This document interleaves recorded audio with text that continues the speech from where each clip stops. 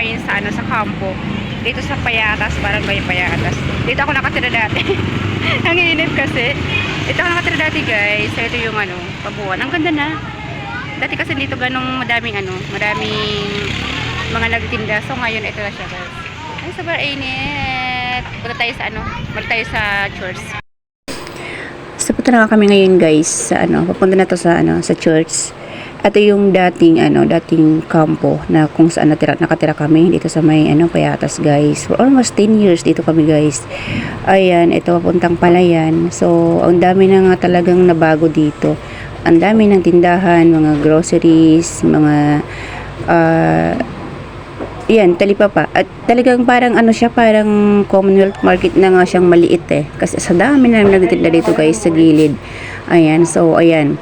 Pupunta na tayo doon kasi medyo mainit na, and bumili lang kami ng konting ulam, guys, pandagdag sa ulam sa church. So ayan, kasi after ng worship namin, nagkakaroon ng banding, lunch time. So after that, magkakaroon kami ng meeting, ganyan, and then discipleship, tapos uwian na. So ayan, ito papuntang Palayan Street, kasi sa Palayan Street ni Fatima. So ito nga, guys, nandito kami sa loob ng church, and ayan, abutan namin, nagkakainan na, hindi na nakapag-antay yung iba kasi may ulam naman na nga. So kainan na sila, guys, yung mga young people, ayan sila, so masaya. And ito na nga, guys, after namin ng kumain, after ng meeting, after ng discipleship, so ayan, uwian na. So kami ng anak ko ay gore na naman, guys, at ang driver ko for today's ay si Hana, yung aking dalagang anak, guys, yung driver ko.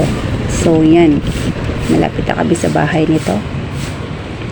Dito na to sa Lovers, pupuntang Lovers na nga. Yan, napasok na sa San Isidro.